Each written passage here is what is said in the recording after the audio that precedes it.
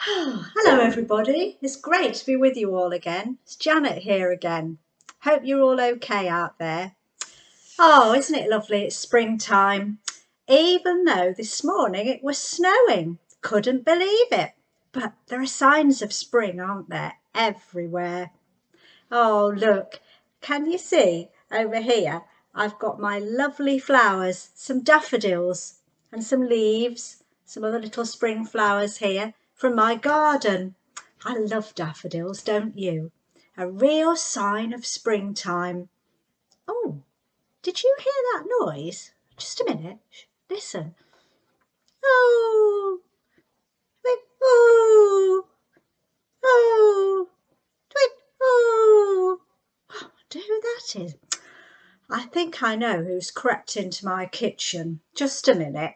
Here she is. Come on then. What are you doing here today? Yes, I know you want to wave to everybody. It's Ursula Owl. Come on, Ursula. Now look, I'm getting all my spring flowers ready in the house. What do you want to say? I'm trying to talk to the children as well. Yeah, your friends out there. What's that? Oh, Ursula says she's feeling rather down in the dumps today, a bit upset, fed up. Well, why's that, Ursula? Why are you feeling so fed up?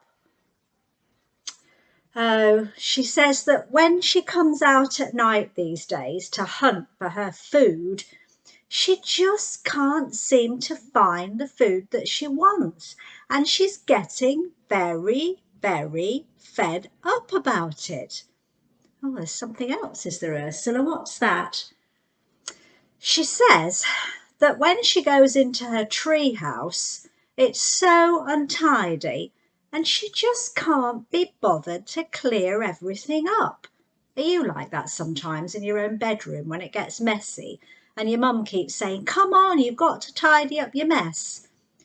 Well, you know, the trouble with you, Ursula, is you've got to show a little bit of resilience.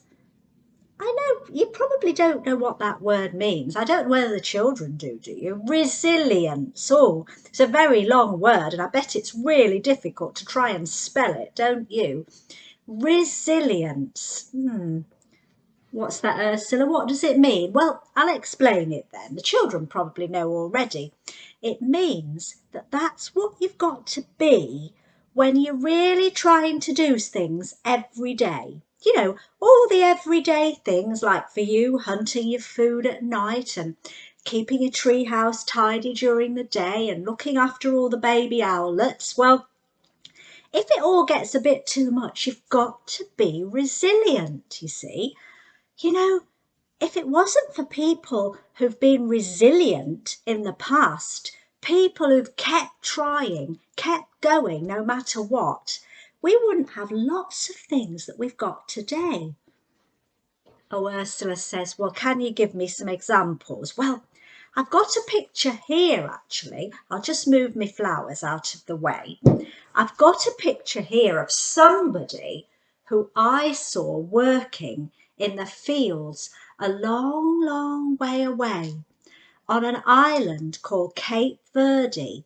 Yeah, this was a few years ago when I was lucky enough to travel to this island a long way away, Ursula, called Cape Verde. And we saw people like this man here, or it might be a lady actually. Can you see? She's got nothing on her feet and she's having to traipse backwards and forwards across the beach to the sea.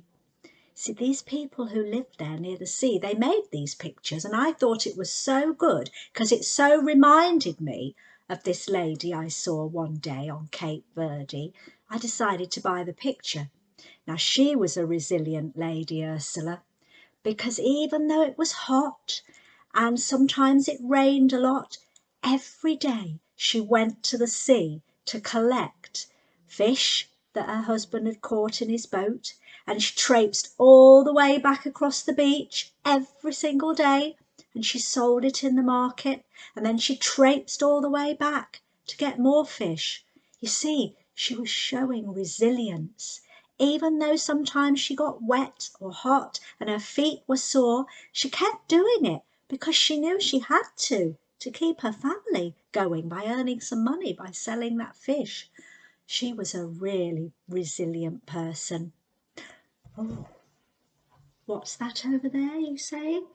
Oh, yes, my lamp. I brought my lamp in because it reminds me of a lady in history who was definitely someone who showed great resilience and bravery, because often to be resilient, to keep going and keep trying, even when things are difficult, you have to be brave as well, don't you?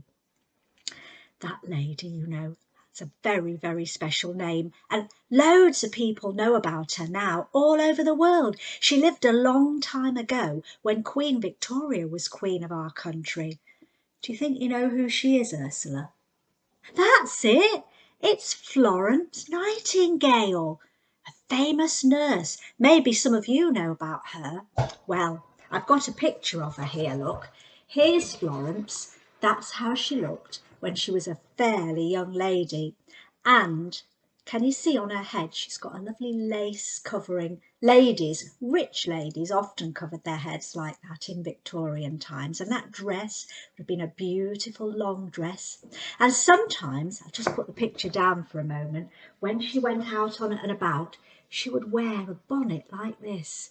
Can you see my lovely Victorian bonnet that sits on the head and then ties in a bow underneath? And I bet when Florence Nightingale went out and about, she wore a hat like this. Well, Florence was somebody who had to show great resilience. Not at first, because when she was growing up, she was very lucky. She lived in a rich Victorian family. And when she got older, oh, she was a Christian, by the way. She followed Jesus. And I think that's why she kept on being so resilient, because all the time as she grew up, she kept thinking, what am I going to do to follow and serve Jesus when I get older, when I become a woman?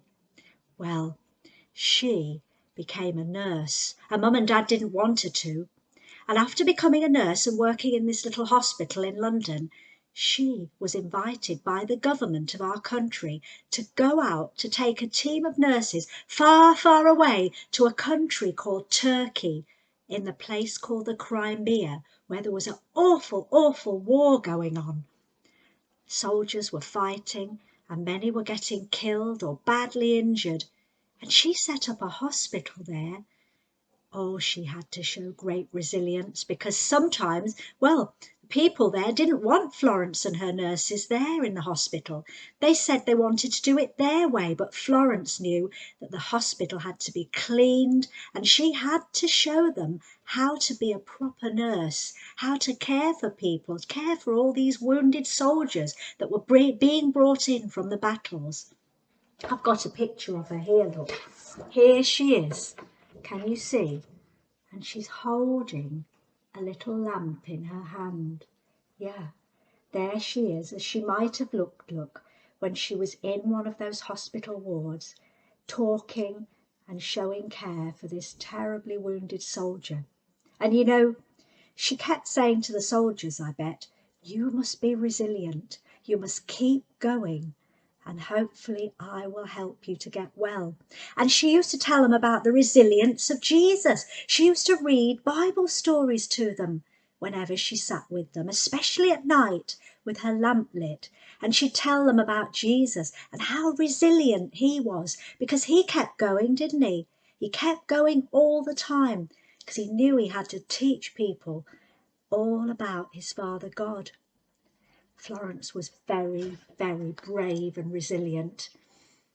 What's that?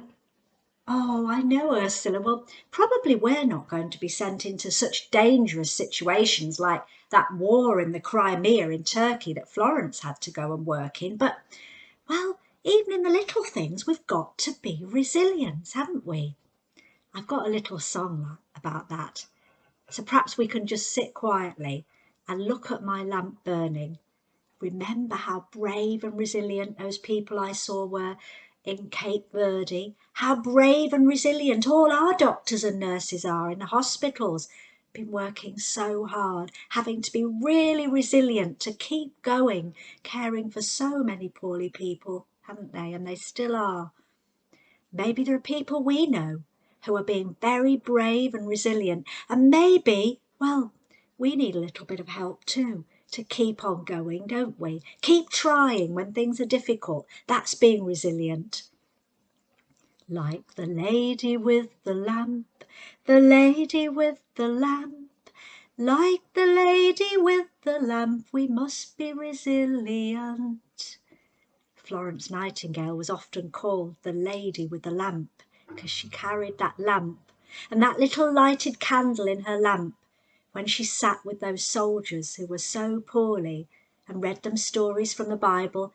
She would say a prayer with them, and she'd probably say to them, "Look at that little lantern, look at my candle lamp, look at it burning, look at the flame, because it reminds us of Jesus, the light of the world, who's always with us, and when we're trying to be brave and resilient, he'll always be with us."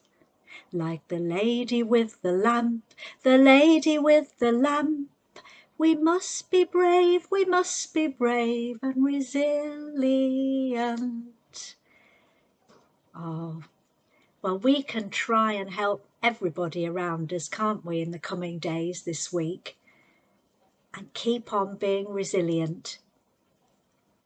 It's been lovely to be with you all again, and I hope to see you all again soon.